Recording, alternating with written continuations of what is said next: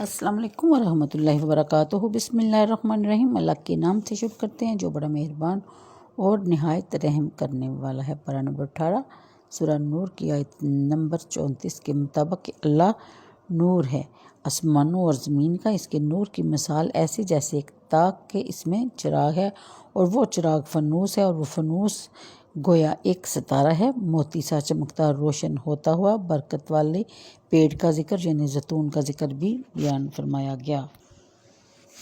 یعنی نور اللہ تعالیٰ کے ناموں میں سے ایک نام ہے۔ حضرت ابن عباس رضی اللہ تعالیٰ عنہما نے فرمایا کہ میں نے یہ ہے کہ اللہ آسمان اور زمین کا ہادی ہے، تو اہل سماوات الارض اس کے نور سے حق کی راہ پاتے ہیں اور اس کی ہدایت سے گمراہی کی خیرت سے نجات حاصل کرتے ہیں۔ بعض مفسرین نے فرمایا کہ میں نے یہ ہے کہ اللہ تعالیٰ آسمان اور زمین کا منور فرمانے والا ہے، اور اس نے آسمانوں کو ملائکہ سے اور زمین کو انبیاء کرام سے منور کیا۔ اللہ کے نور سے یا تو قلب مومن مراد ہے، اور یہ وہ نورانیت مراد ہے جس سے وہ ہدایت پاتا ہے اور راہ یاب ہوتا ہے۔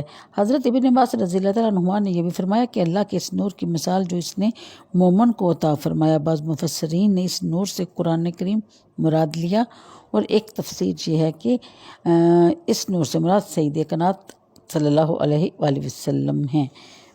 اور پھر برکت والا درخت یعنی زیتون کے درخت کی نہایت کثیر البرکت بتایا گیا، کیونکہ اس کا روغن جس کو زیت کہتے ہیں نہایت صاف پاکیزہ روشنی دیتا ہے۔ سال میں بھی لگایا جاتا ہے، سالن کی جگہ روٹی سے بھی کھایا جاتا ہے، اور دنیا کے اور کسی تیل میں یہ وصف نہیں۔ درخت زیتون کے پتے نہیں گرتے، بلکہ وسط کا یہ ہے کہ نہ اسے گرمی سے ضرر پہنچے نہ سردی سے، اور وہ نہایت جو اعلیٰ ہے، اس کے پھل غائب